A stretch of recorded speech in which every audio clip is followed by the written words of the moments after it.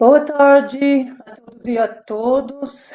Sejam bem-vindos e bem-vindos ao segundo Seminário de Informação, Inovação e Sociedade, que tem como tema central Inteligência Artificial, Diálogos a partir da Informação, Inovação e Sociedade, e o segundo CIS foi organizado pelos programas de pós-graduação em Ciência, Tecnologia e Sociedade, PPG-CTS, e Ciência da Informação, PPGCI, da Universidade Federal de São Carlos.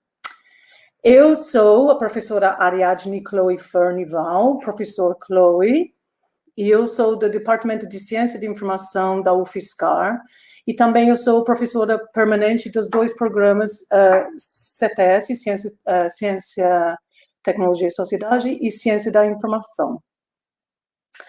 Antes de passar para a nossa palestra, eu só tenho algumas coisas de housekeeping para falar para vocês. Gostaríamos de informar que esta sessão está sendo gravada e posteriormente disponibilizada no canal do YouTube do PPG-CTS. O link para inscrição e confirmação de presença nesta palestra estará disponível no chat do lado no YouTube e solicitamos o seu preenchimento no dia de hoje, se possível, para a posterior confecção de certificado. Perguntas podem ser colocadas também no chat. E, por favor, é isso mesmo. Eu ia falar desligar o seu microfone, mas isso não tem sentido para esse contexto. A palestra de agora tem o título muito instigante de Por que não dá para deixar tudo nas mãos dos algoritmos? Que poderia ser lido como uma pergunta ou como uma afirmação. E nosso palestrante é Chico Camargo. Chico Camargo é um pesquisador interdisciplinar no Oxford Internet Institute, Universidade de Oxford, Inglaterra. Oxford University, England. Ele desenvolve lá novos métodos de ciência de dados para ciências sociais, com foco em opinião pública, volatilidade política e na coleta e análise de dados em larga escala. Ele é graduado em Ciências Moleculares da USP, possui doutorado em Systems Biology da University of Oxford, também, e ele também escreve para o HuffPost Brasil e para The Conversation, além de produzir e participar de vídeos no canal Blablalogia, que faz parte do Science Vlogs Brasil. Estamos muito honrados com a presença e participação do Dr. Camargo neste segundo Seminário de Inovação, Informação e Sociedade. Eu vou agora, com muito prazer, passar a palavra para Chico Camargo. Muito obrigado, Chloe. Eu vou compartilhar minha tela aqui e me avisa se não der para me ouvir, porque eu não vou estar vendo vocês aqui na tela. Bom, vou esperar um pouquinho, só para ver se está tudo certo. Muito obrigado pelo convite. Eu sempre fico feliz de poder discutir esse tipo de assunto que a gente está conversando hoje, porque é o tipo de assunto muito interdisciplinar que requer realmente gente de várias áreas e vários lugares batendo papo, porque é o tipo de coisa que se fica só dentro das ciências sociais ou só dentro da computação, chega onde a gente chegou hoje, um lugar cheio de probleminha em tudo quanto é canto. E é desses probleminhas que eu queria falar hoje. A palestra, então, ela chama aí Por que não deixar tudo na mão dos algoritmos? E eu até passei esse título para um colega meu da computação, e ele falou, por mim deixa tudo, substitui tudo por robô. Bom, eu vou falar então por que eu discordo dele. A gente vai falar, primeiro, por que algoritmos vieram para ficar e o que são, de onde vêm, etc. Quais são os benefícios e quais são os pontos cegos de algoritmos e, por fim, de onde vêm esses problemas e o que a gente pode fazer com isso. Bom, lá por, 1930, o John Maynard Keynes, ele profetizou que assim, o mundo ia ser uma utopia maravilhosa. E hoje a gente fala muito nessas utopias como se elas fossem ser trazidas por algoritmos. Algoritmo é, essa palavra aqui, chave para essa palestra, é um procedimento passo a passo, que é especificado num nível de detalhe que até um idiota, ou enfim, uma máquina poderia executar. Então, quando você tem, assim, um monte de pecinha de Lego que tem que ser encaixada, assim, assado, quando você tem, assim, uma sequência de passos muito bem detalhada, isso é o que a gente costuma chamar de um algoritmo. E, normalmente, é uma sequência de passos que um computador vai executar. Outro termo importante aqui é entender que... Outra coisa importante é entender que algoritmos também são coisas como receitas de bolo. Nesse caso, o resultado do algoritmo não vai ser, sei lá, um conjunto de dados, não, vai ser um bolo delicioso. Algoritmo é um termo usado assim para se referir a qualquer coisa que computadores fazem. Mas o lance é, assim como numa receita de bolo que tem toda a informaçãozinha, leve ao forno pré-aquecido, não sei o que, num algoritmo de computador, também cada passo vai estar ali descrito de alguma maneira. Então, por mais que o resultado seja aí um bolo super surpreendente, ou seja, uma coisa que ninguém esperava, que o algoritmo do YouTube fez, em algum lugar está escrito, em algum lugar tem uma linha na receita que foi o passo que deu naquilo ali, certo? Outro termo que é muito usado neste contexto é o aprendizado de máquina, ou machine learning, que se refere aos fundamentos matemáticos e às aplicações práticas desses sistemas que aprendem com dados. E esse lance do aprender é importante, porque se você tem uma máquina que está aprendendo, por exemplo, a jogar uma bola numa cesta, tá, você só precisa que ela mire ali. Mas se você tem uma máquina que aprendeu a jogar xadrez, aí a gente já começa a entrar no que a gente chama de inteligência artificial, assim, máquinas que parecem ser inteligentes. No fundo, essa é a distinção, assim, aprendizado de máquina é o conjunto de técnicas, de fundamentos, e inteligência artificial, IA, é quando máquina parece que está fazendo algo inteligente. A gente sabe que, no fundo, é um monte de código, mas quando parece inteligente, a gente normalmente toma a liberdade de chamar de IA. Curiosamente, também, é um termo que muita gente usa para falar, hoje, né, tá na moda, então, para falar que a sua empresa é de ponta, está fazendo algo importante, esse normalmente é o termo usado. É algo importante para a gente levar em consideração, porque tem muita coisa que diz que é IA, mas você vai ver, no final das contas, é assim, é um indivíduo em um computadorzinho fazendo bobagem. Outro termo muito utilizado é ciência de dados, ou data science, que é uma mistura de matemática, estatística, informação e ciências da computação. Então, seria mais uma disciplina ou um conjunto de disciplinas. Mas, assim como machine learning, também ciência de dados é usada como um termo para estatística, muitas vezes. Isso aqui só para dar para vocês, então, assim, um conjunto, um vocabulário assim, para essa palestra. Mas voltando ao que ia falar. A utopia imaginada lá nos 1930, em que o ser humano nunca mais trabalharia porque tudo ia ser automatizado em máquinas, o indivíduo ali tem até um robozinho, cachorro. E, bom, o mundo que a gente chegou hoje, sabe, faltam aí 10 anos para a gente chegar em 2030, o mundo é mais parecido com, sei lá, os Jetsons, para quem assistiu. A gente não chegou ainda em carros voadores, mas continua tendo trânsito. E nos Jetsons, o cara pega um engarrafamento para ir para o trabalho, no qual o patrão dele está vigiando ele o tempo todo e gritando com ele. Parece, nesse desenho, que o mundo não mudou muita coisa.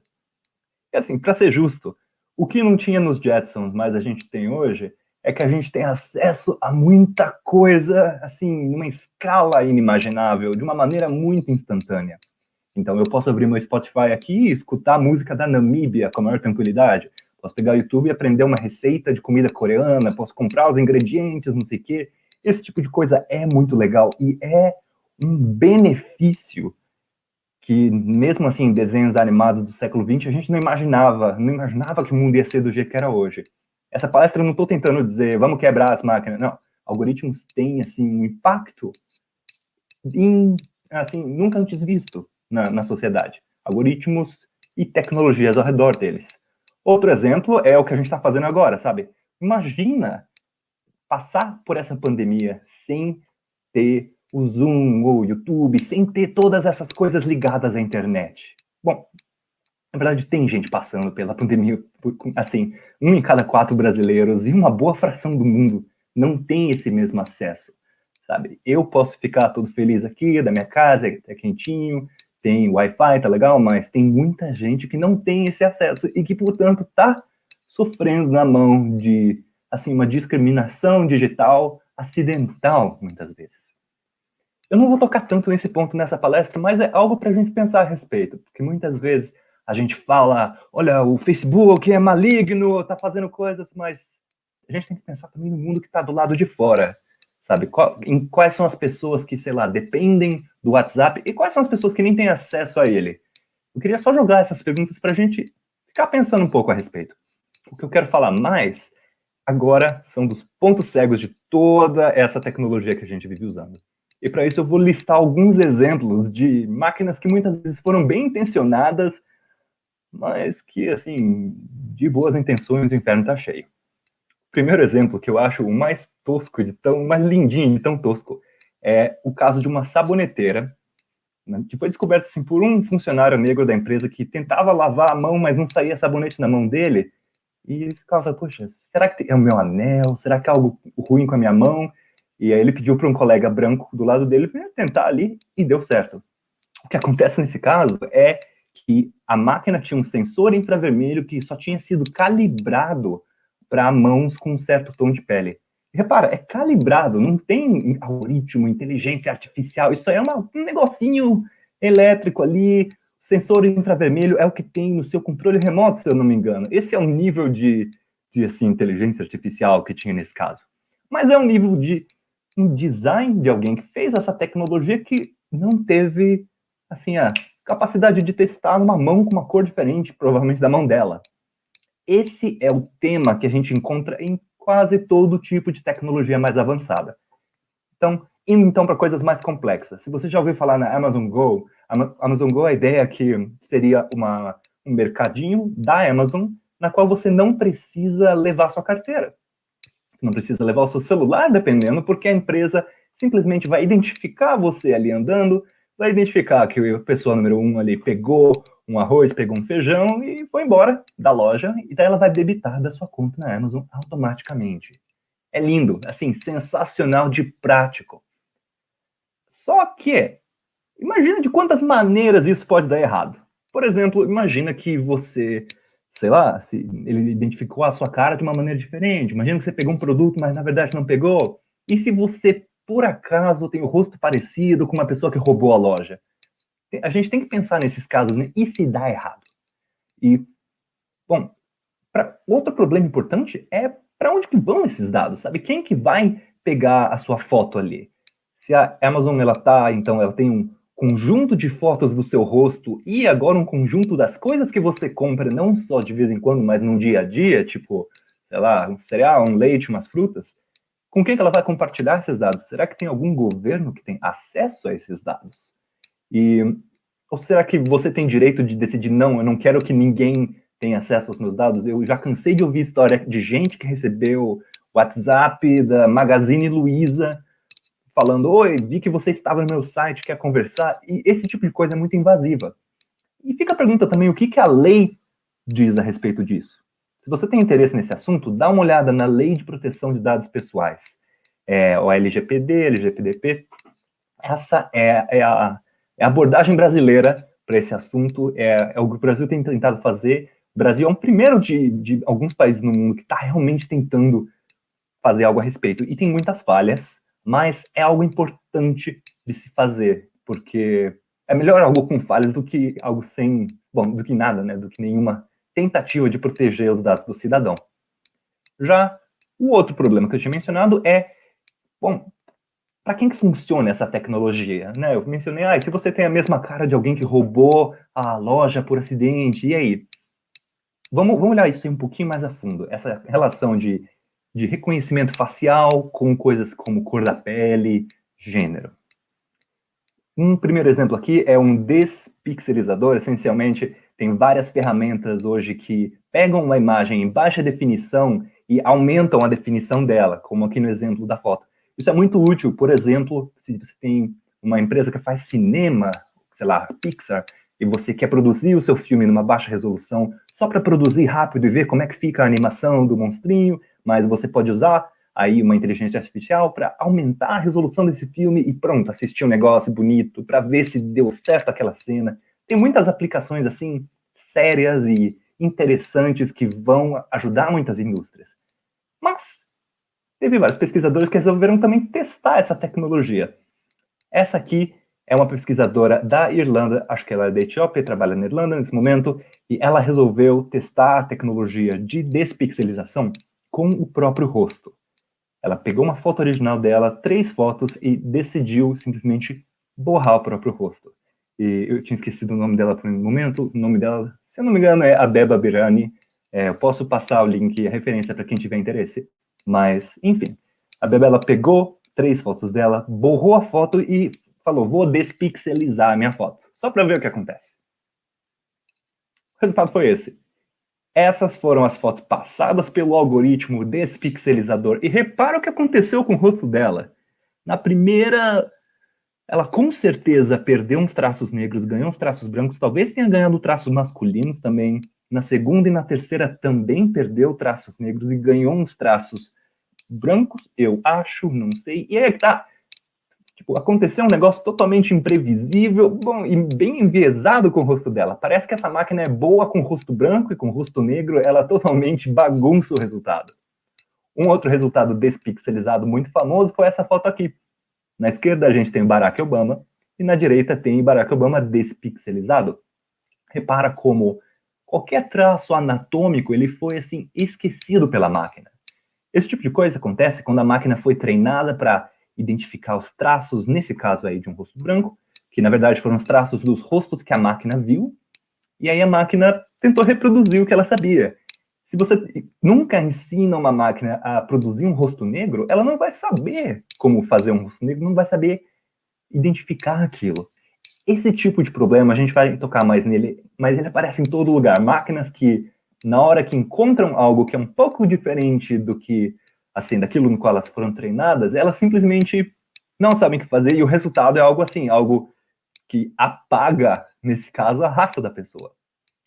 Outro exemplo é já de 2 pesquisadoras lidando com detecção de gênero, então já mais próximo da história da Amazon, tentando ver quem é que está no supermercado e tal. Elas resolveram usar os algoritmos da IBM, da Microsoft e da Amazon para detectar rosto e ver quão bons esses algoritmos eram quando eles estavam olhando para rostos com diferentes tons de pele. Só isso. Tom de pele, para responder uma pergunta bem básica, assim, é homem ou mulher na foto. Sem se preocupar com mais nada. Só perguntando qual é a taxa de erro. Quantas vezes a máquina erra essa pergunta? Essa foto é homem ou mulher? Para homens de pele clara, esse erro foi em torno de 1%. O que, assim, não tá ruim. Mas o problema não é esse, o problema é os outros erros em relação a ele. Para mulheres de pele clara, esse erro foi 7 vezes maior. Ou seja, a cada 100 fotos de mulheres de pele clara, 7 a máquina falava que era homem. Para homens de pele escura, isso foi 12%. Para mulheres de pele escura, 35%. A cada 3 fotos de uma mulher de mulher escura, uma máquina falava é homem. Se você tem interesse nesse estudo, dá uma olhada ali no link que coloquei abaixo à direita, gendershades.org. Esse foi um estudo que ficou muito famoso, também produzido por 2 pesquisadoras de pele escura, que viram que tinha alguma coisa errada nesses algoritmos e alguém tinha que estudar eles, investigar o que estava acontecendo. Agora imagine esse algoritmo sendo usado lá na loja da Amazon. 1/3 das vezes, se você é uma mulher de pele escura, 1/3 das vezes a máquina não vai pegar você, vai achar que é homem. Esse tipo de algoritmo ele é muito usado também em imigração. Se você entra, por exemplo, no Brasil, nos Estados Unidos, muitas vezes tem uma maquininha lá que tira uma foto sua e tenta identificar você apenas pela foto. E isso é conveniente para quem não quer tirar o passaporte de dentro da carteira, da bolsa, mas é um tipo de algoritmo que, para homem de pele clara, dá certo 99% das vezes, para mulher de pele escura, dá certo 2/3 das vezes. Repara como, assim, a pergunta de se funciona ou não, também é uma pergunta de que para quem que essa tecnologia funciona. Bom, temos aí, então, uma pergunta de funciona para quem.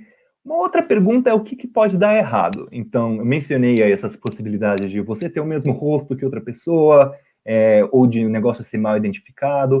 Tem outras histórias também de gente que, por esses vieses da máquina, essas injustiças, acaba se dando muito mal, por coisas que a pessoa não tinha culpa. Houve história, por exemplo, de também um algoritmo que havia sido treinado para identificar pedidos de empréstimo que deveriam não ser aceitos. e uma pessoa, acho que foi na Inglaterra, pediu um empréstimo para comprar um barco. Só que o algoritmo nunca tinha sido treinado para ver essa situação, então ele simplesmente disse não incondicionalmente. A pessoa podia ser milionária, mas o algoritmo viu o barco, ele não sabia o que fazer, falou não, empréstimo negado. E esse, assim, eu pessoalmente chamo isso de um algoritmo preguiçoso, mal treinado, assim, parece, se você pensasse que é uma pessoa, é como um funcionário besta. E é meio que isso, a gente muitas vezes sonha que algoritmos vão trazer uma utopia, mas por trás do algoritmo sempre tem uma pessoa usando ele. E se é uma pessoa que não está prestando atenção, usando uma ferramenta que não funciona direito, é uma receita para um desastre, né? Bem, dando um outro exemplo aqui, análise automática de currículos. Se você está numa empresa e está analisando vários currículos, bom, chega uma hora, dependendo do tamanho da empresa, que você tem aí na sua frente milhares de currículos, todos eles com pequenas variações, sabe? É o João, é a Maria, fez a faculdade aqui ou ali, ou não fez faculdade. E uma solução que muitas empresas têm é de automatizar esse processo, de pegar um robô ali, botar o robô para ler todos esses PDFs, todos esses currículos que chegam na pessoa, e botar o robô para identificar ali padrões que vão aparecer nos currículos. Então, você, sei lá, você pode ensinar o robô, eu quero pessoas que têm um currículo de marketing, e só marketing. Se não tiver a palavra marketing, joga fora. Já tem gente que aprendeu a meio que hackear isso, e coloca palavras escritas transparente, em tinta branca, para tentar fazer o robô ler um monte de palavras assim, doutorado, travesseiro da NASA, não sei o quê, e ver se a pessoa consegue passar por esse filtro artificial. O lance é, às vezes, e já teve caso de auditoria destes algoritmos de análise de currículo, às vezes esse robô é treinado nos currículos das pessoas que já passaram, nos currículos das pessoas que já foram contratadas. Essa é uma estratégia interessante, porque daí, se você, como contratadora, você não sabe o que você quer, mas você quer alguém que tenha o mesmo perfil do resto da equipe, por exemplo, do resto da equipe de advogados, você pode falar, bom, robô, vê aí, tira uma média do perfil da minha equipe, eu quero uma pessoa com esse perfil.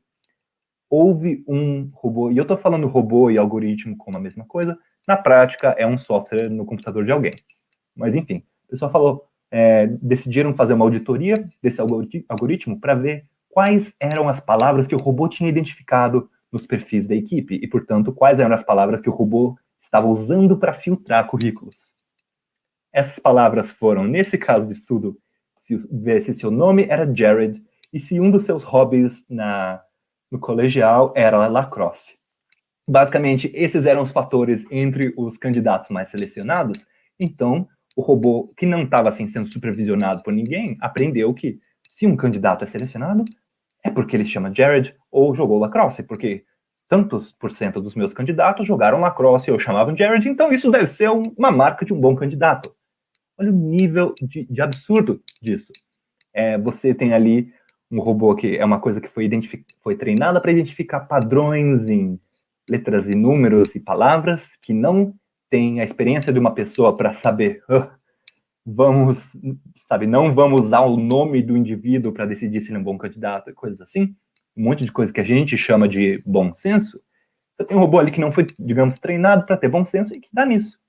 E esse bom senso, na verdade, é um termo que a gente usa para se referir a uma vivência, a mil coisas que a gente sabe e não percebe que sabe, mil coisas que a gente usa de intuição, mas na máquina, a máquina só vai fazer, assim como na receita de bolo, só vai fazer o que está escrito ali. Então, assim como naquela receita de bolo que você pegou da sua avó, que ela fala uma pitada de sal, e ela sabe contar uma pitada de sal, se você falar para a máquina uma pitada de sal, ela não vai saber. Ela só vai fazer o que você mandou fazer. E outra coisa, se você não sabe o que é lacrosse, foi o meu caso quando eu vi essa notícia, isso já indica que esse trabalho não é para você. Lacrosse é um esporte muito comum, jogado por pessoas chamadas Jared, na verdade Jared, esse aí é o Jared Kushner, sogro do Trump, enfim, genro lá do Trump, e lacrosse é um esporte muito comum na América do Norte. Essa empresa de currículos havia sido treinada, no final das contas, para identificar pessoas com um nome muito comum na América do Norte, na verdade nos Estados Unidos, essencialmente, e um esporte muito comum também nos Estados Unidos e Canadá. E, acidentalmente, dessa maneira, a empresa de análise de currículo tinha criado uma máquina preconceituosa. Não que a máquina tivesse assim, olha, se o seu nome é da Silva, sei lá, você vai ter uma nota baixa. Não, não é isso, mas era mais o contrário. Se o seu nome é Jared, você jogou lacrosse na sua high school, então isso, você tem algo em comum com os nossos advogados bem pagos. Então a gente vai te contratar ou vai te levar assim, para a segunda rodada de entrevistas. E esse é o tipo de coisa que só aconteceu porque não tinha ninguém olhando. Isso só foi descoberta na hora que alguém resolveu abrir a máquina e tentar entender o que esse algoritmo estava fazendo com os dados das pessoas. Mais um exemplinho aqui para deixar bem clara essa mensagem. Esse é um exemplo no qual tem muita pesquisa boa sendo feita no Brasil, inclusive, que é a detecção de discurso de ódio.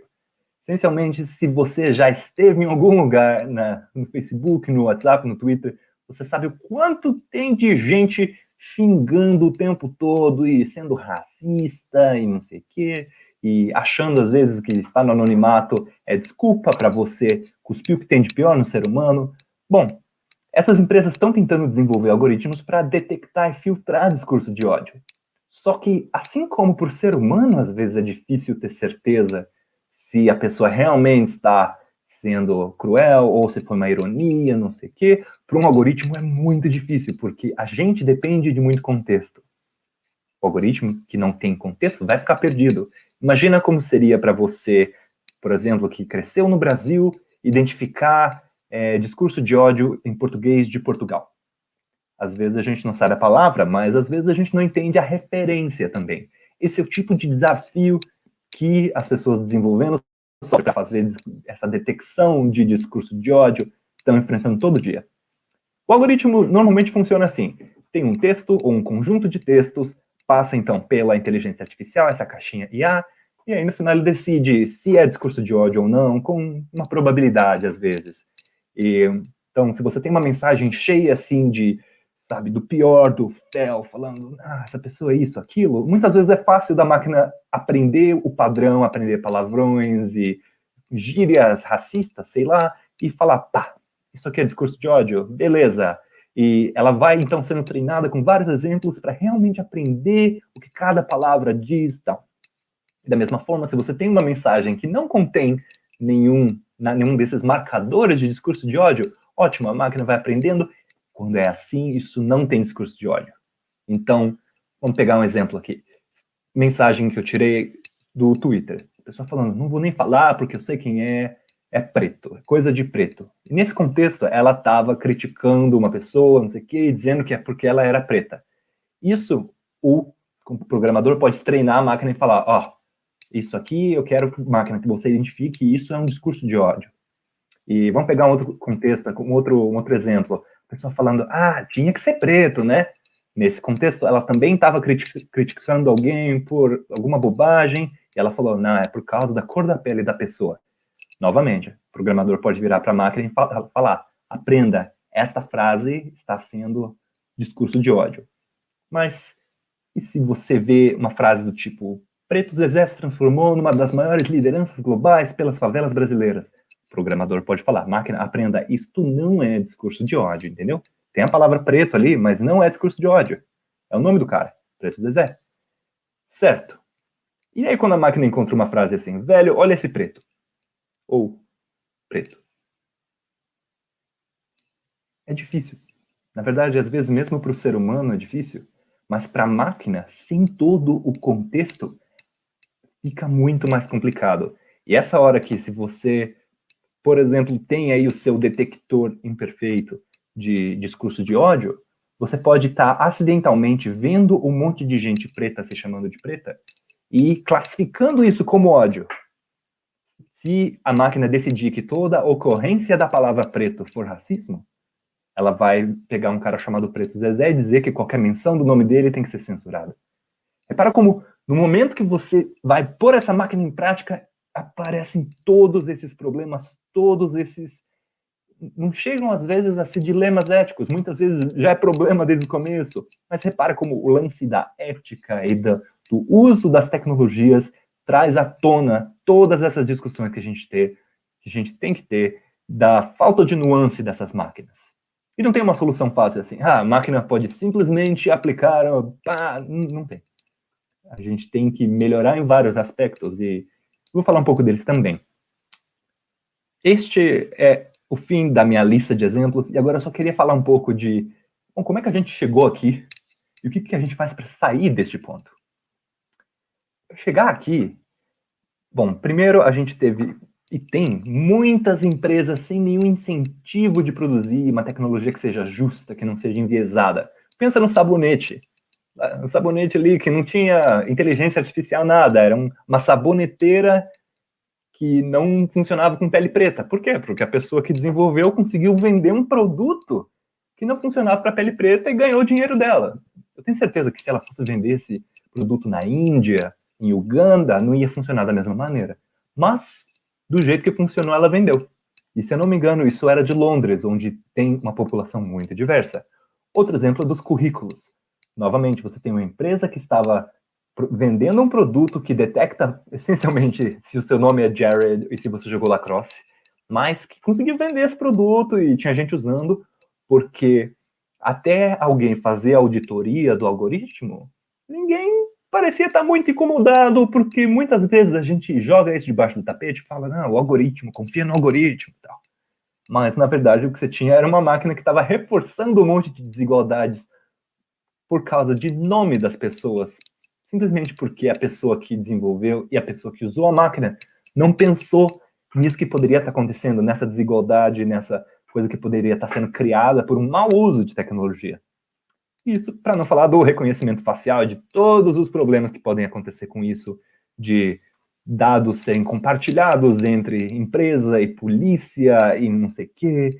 E é uma área muito perigosa, por isso que já tem gente propondo leis para parar isso, para parar que certas tecnologias sejam usadas de maneira injusta, ou usadas, assim, completamente. E nesse lance, no segundo ponto aqui, de tecnologia sendo usada de forma injusta, a gente tem muito vazamento de dados, muita coisa assim, de empresa 1 compartilhando dado com a empresa 2, que não devia, não podia, isso fere os direitos da pessoa ali que estava usando o seu serviço, e tem muito dado sendo usado de forma violenta, dada informação sobre a gente, que pode ser usado, por exemplo, para te discriminar completamente baseado na cor da sua pele, baseado na cidade onde você mora, no bairro onde você mora, e mil outras coisas que são, assim, formas de discriminação que já acontecem. Mas do momento que você coloca um algoritmo por cima, parece que o algoritmo vai resolver, e assim, eu gosto de acreditar que o algoritmo poderia ajudar a resolver, mas ele claramente pode ajudar a piorar também.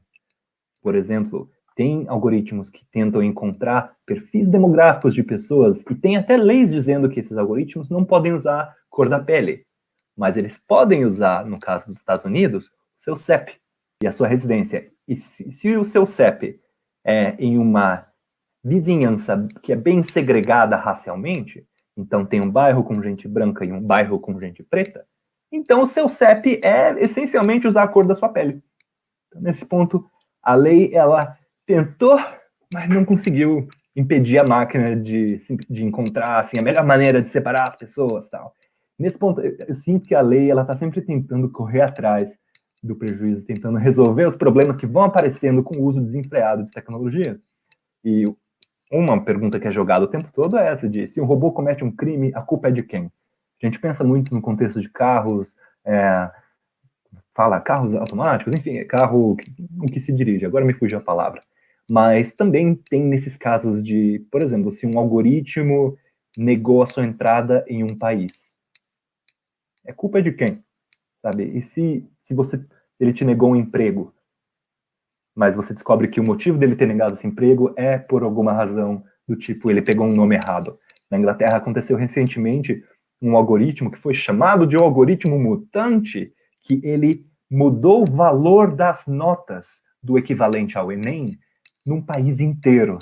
Bagunçou completamente, teve estudantes indo às ruas reclamando, porque não dá para deixar como tá.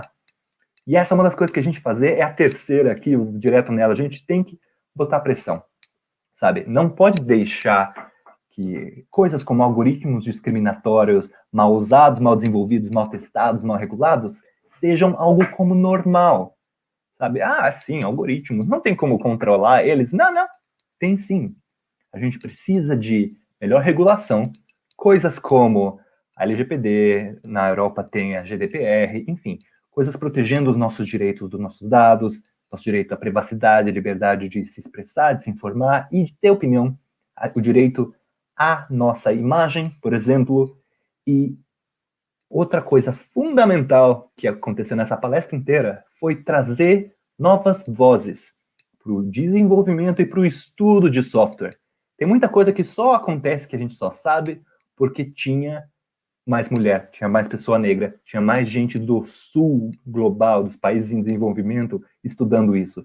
Porque muitas vezes a tecnologia que discrimina, ela não é intencionalmente assim. Ela é alguém que não pensou que isso poderia ser ruim para alguém. É o clássico caso da pessoa que acontece muito com, por exemplo, quando tem um produto que é produzido para homem, mas você vai ver para mulher, não tem o tamanho de mulher, porque tem os tamanhos padrão, e padrão, a pessoa quer dizer tem um tamanho masculino. Esse tipo de coisa, se tiver mais mulher produzindo aquilo, pronto, aí vai ter um padrão para ela também, que é 50% do mundo, sabe? Esse tipo de coisa que a gente tem que trazer. Se a maioria das pessoas no mundo mora no sul global, se for pensar, a maioria das pessoas no mundo mora na Ásia, por exemplo, a gente precisa trazer essas pessoas para a conversa.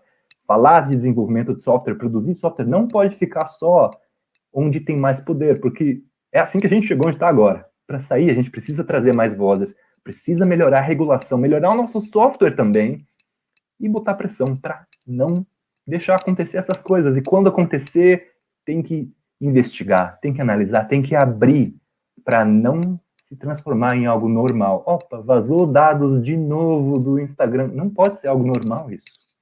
Certo? Essa é a mensagem que eu queria deixar aqui. E, por fim, lembrar que algoritmos, eles são ferramentas super úteis, mas eles continuam sendo ferramentas. Não estão aqui, não deveriam estar aqui para substituir um ser humano, e sim para aumentar o que a gente pode fazer. Mas bem, eu vou ficando por aqui. Se vocês tiverem qualquer pergunta, fica à vontade para entrar em contato e eu também posso ficar aqui para responder algumas perguntas.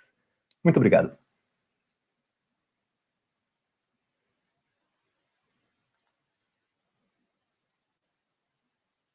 De hoje para nossos 2 programas de pós-graduação, Ciência, Tecnologia e Sociedade, onde a gente estuda autores como Bruno Latour, todos os autores lá da escola da tecnociência, que falam da necessidade de abrir a caixa preta da tecnologia, e é basicamente, de certa forma, é um pouco isso que você está falando quando você traz para nós a questão da necessidade da verificação desses algoritmos, né? E como os caminhos que a gente pode usar para, ser envolvidos nesse processo, né? Então, e também para nosso outro programa Ciência de Informação, onde a gente, inclusive, estuda dados, big data, open data, a questão dos metadados, que é cada vez mais importante. Então, para nossos 2 programas e para todas as pessoas que eu estou vendo que estão assistindo sua palestra, mais que 100 pessoas aí, super relevante, a discussão muito interessante. Ao invés de eu ficar monopolizando a conversa aqui agora, vamos passar para alguns desses questões que foram colocadas, alguns comentários também. Podemos, Amanda, colocar um ou outro lá. Eu vi da Luciana, acho que Luciana, onde que é mesmo? Essa questão de racismo estrutural e tal, que eu vi. Você encontrou? O problema, sim, a Luciana Castro colocou assim, o problema é a inteligência artificial ou o nosso racismo estrutural.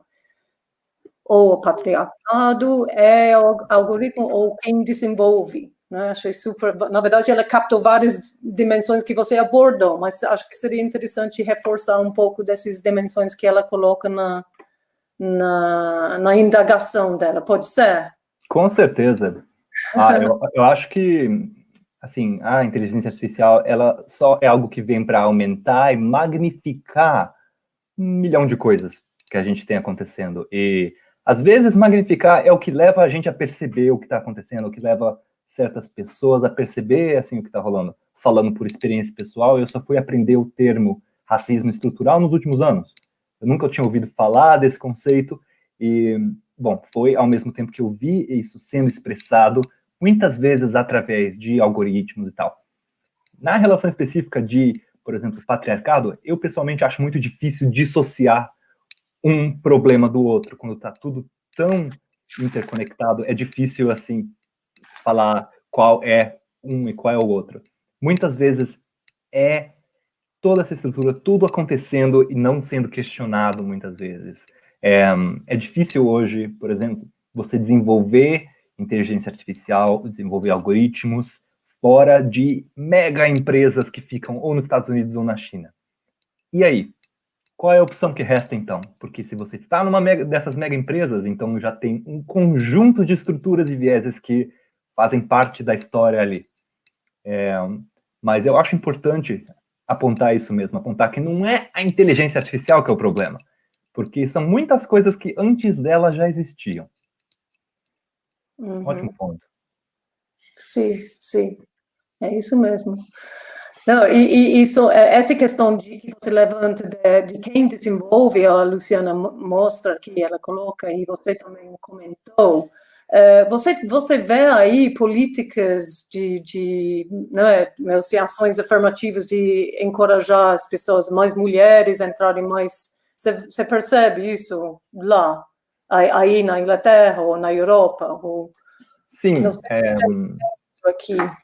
Eu encontro, às vezes tem, por exemplo, eu vejo certas redes de apoio profissional tentando apoiar, por exemplo, mulheres desenvolvedoras de software ou pesquisadoras. Às vezes tem estão aparecendo um pouco mais agora, principalmente com o Black Lives Matter nos Estados Unidos, algumas até vagas de pesquisadores que querem gente estudando, por exemplo, dados e crítica social, para falar assim de maneira bem ampla, ou gente estudando coisas ligadas à experiência negra nos Estados Unidos. E nesse ponto é interessante que não é só a gente quer contratar uma pessoa negra. Não é isso. Isso muitas vezes acaba virando aquele, eu até tenho um amigo X, sabe? Eu até tenho um amigo negro.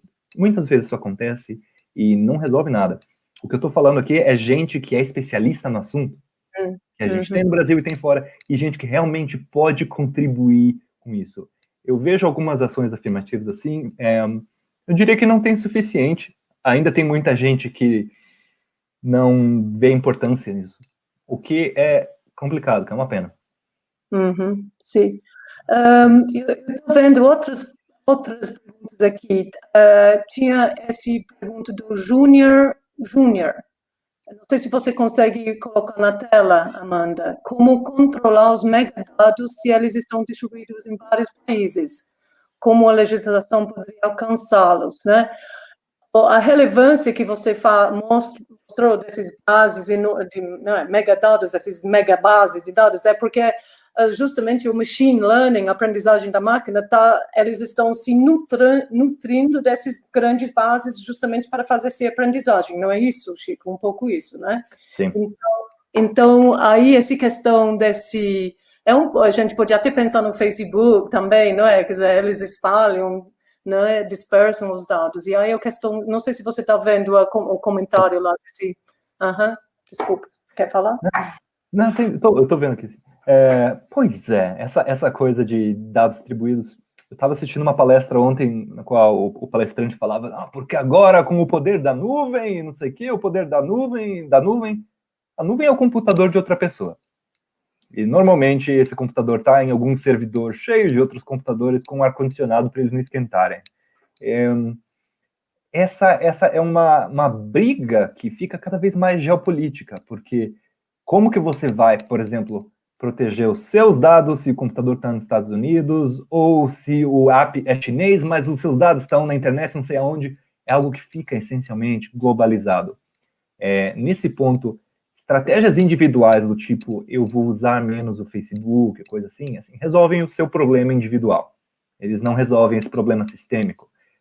Eu falando, por exemplo, eu sei que se eu abro o meu Twitter, tá cheio de gente brigando o tempo todo. Então, se eu quero ter um pouco mais de paz na minha vida, funciona eu fechar meu Twitter. Mas não muda o fato que a briga continua acontecendo.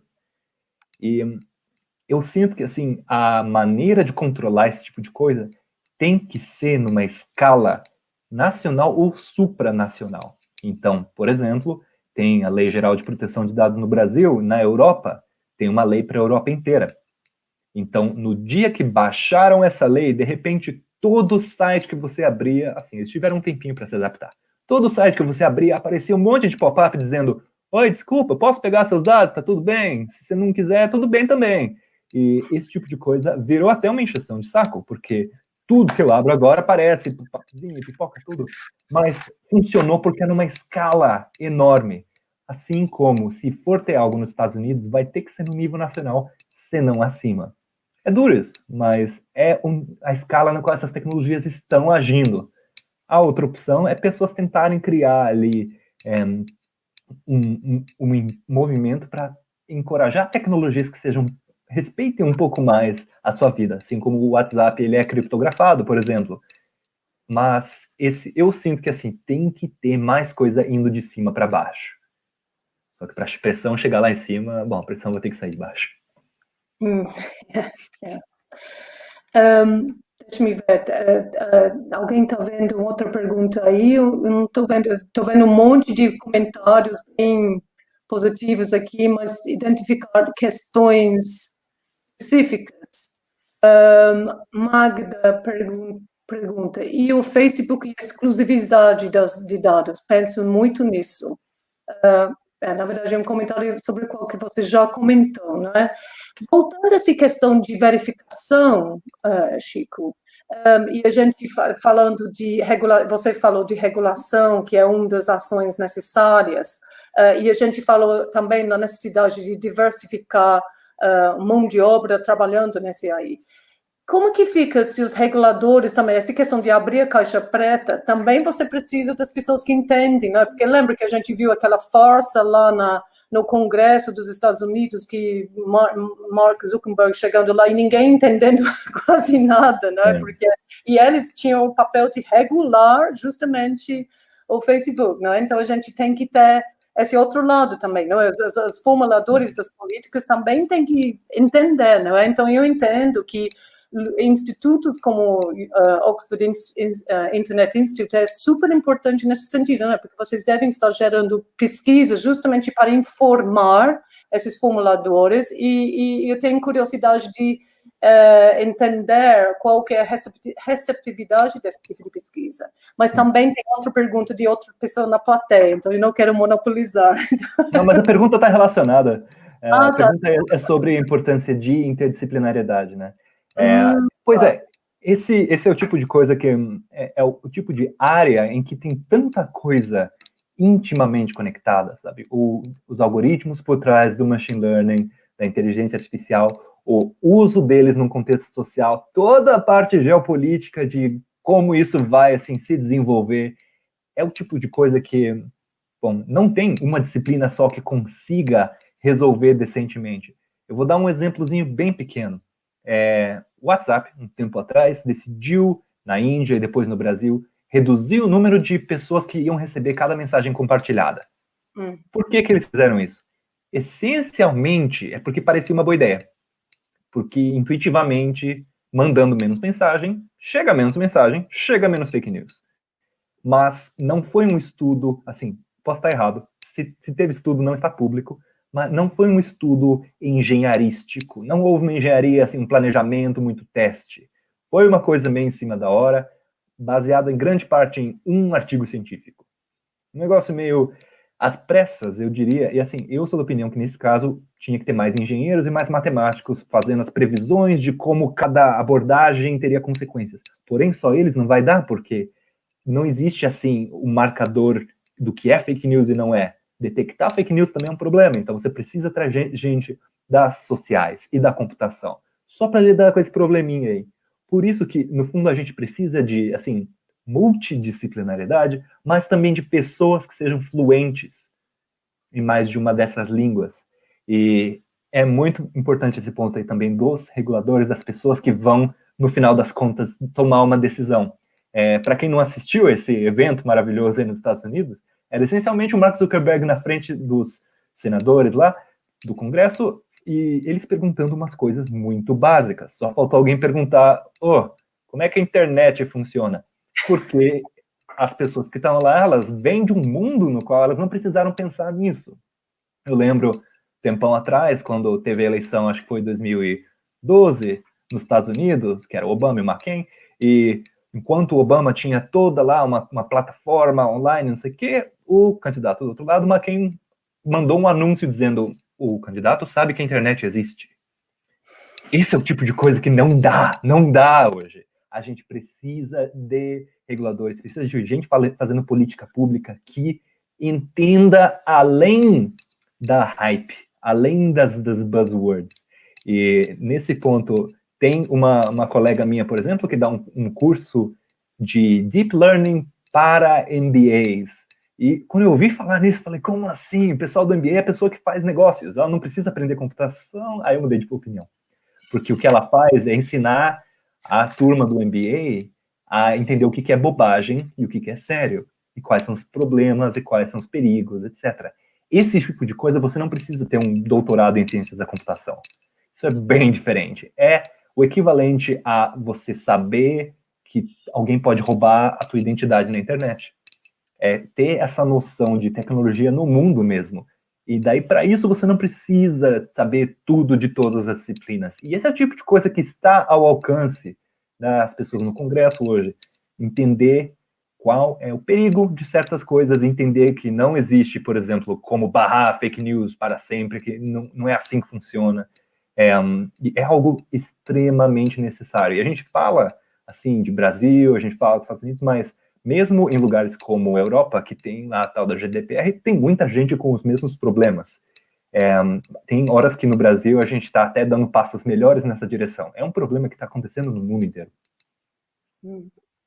Tem uma pergunta lá do Marcelo Camargo. Olá, Marcelo. Não sei se você... Isso. Obrigada.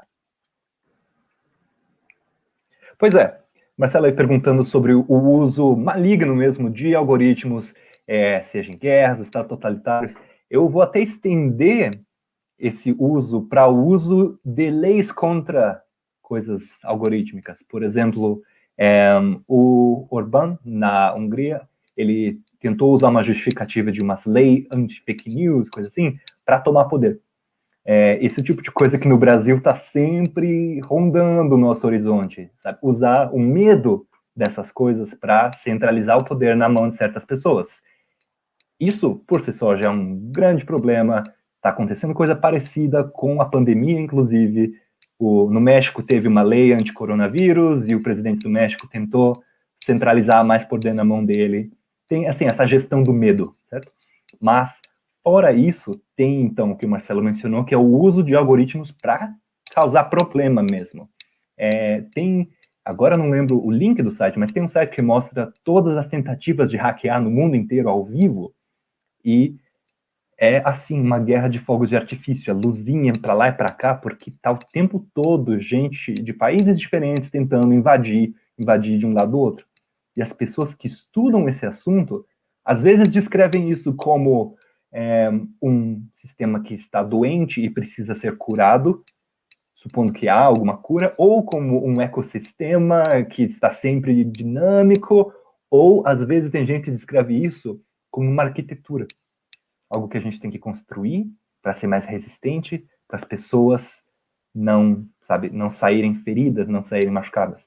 E esse tipo de diferentes metáforas que as pessoas têm para descrever a mesma situação deixa evidente como, essencialmente, a gente não sabe o que fazer, a gente sabe que tem muita coisa acontecendo e muita coisa por baixo dos panos, certo? Sabe, tem, por exemplo, eu lembro agora, a China vendeu muitos computadores para a União das Repúblicas Africanas e esses computadores estavam todos grampeados, mandando informação direto para a China. Pá! Isso, assim, nem sei se entra nisso que o Marcelo descreveu, porque era algo muito mais hardware do que software. Mas tem tanto nível e tanta, sabe, o iPhone vazando informação para o governo daqui e ali, e tem muitas vezes governo do país 1, usando robôs nas contas do idioma do país 2 para produzir informação e manipular a eleição, taranã. Tem muitos níveis de uso de algoritmos, de computação de forma geral, para causar problemas dentro do próprio país, como a gente conhece bem, e em outros países também. Isso aí, essencialmente, é uma nova fronteira da guerra. É isso. Acho que eu tenho uma outra pergunta sobre a privacidade dos dados. Não, desculpa, já vimos isso. Eu queria só chamar a atenção para algo que a gente percebe em relação a essa questão dos políticos e tal. Parece que, e volta um pouco a essa questão de regulação que você falou, que é de baixo para cima, mas sempre vai ser meio assim, como você falou da lei também, a gente correndo atrás do prejuízo, não é isso, Chico? Por exemplo, aquele caso famoso que tem a ver com racismo, por exemplo, no Reino Unido, de um moço que ele queria renovar o passaporte, e ele ficou subindo a foto dele lá no sistema de renovação de passaporte, que é tudo de plataforma digital, e o próprio sistema não aceitou a foto dele, porque eles ficaram falando que ele tem a boca aberta, que ele tinha que fechar a boca. Então, essa questão de racismo é em todo o país, não é? Parece que essa coisa de reconhecimento facial é extremamente em um nível tão pouco sofisticado, né? Sim, aconteceu recentemente no Zoom, teve um professor que ele queria usar o Zoom, o plano de fundo, o background automático lá, mas ele não conseguia, porque o detector de plano de fundo estava a cara dele como plano de fundo e falava, o seu fundo está muito escuro. Era a pele dele. Ridículo.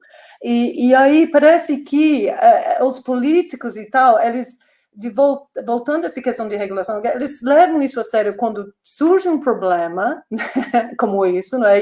E o membro do público vem, não é, denunciar na mídia, e também com a questão das campanhas eleitorais, não é? Que é quando pipoca, não é pipocar, essa questão de algoritmos e fake news e tudo, e aí eles começam a prestar atenção, né? Mas Chico, muito obrigada. A gente tem que terminar aqui agora, porque a gente está tendo sessões de apresentações de trabalhos, de pessoas que enviaram submissões de trabalhos, que está sendo super rico essa troca. E depois, gente, às 17 horas, a gente tem a última palestra do professor Danton, que ele é da UNB, e o título Dalton, desculpa, Lopes Martins, que o título também é Qualidade dos dados em tempos de inteligência artificial e Big Data. Tá? Então, mais uma vez, Chico, gostaríamos de agradecer muitíssimo sua presença, foi extremamente rico para a gente ter essa colaboração sua com o nosso evento. Eu sei que você vai receber outros convites, porque eu sei que você é um super divulgador científico, não é? A gente já assiste os seus vídeos e tal, e os outros também, então eu acho que você vai ter muito convite agora. Muito obrigado, Chloe, foi super divertido. Muito bom conversar com vocês. E bom trabalho aí, viu, Chico? Obrigado. Muito obrigada. Muito obrigada a todo mundo, e, por favor, vá para as sessões, deixa-me ver, 4, 5 e 6, simultâneas, tem salas simultâneas, ok? Então, tchau, todo mundo. Obrigada. Tchau, Chico. Tchau, obrigado.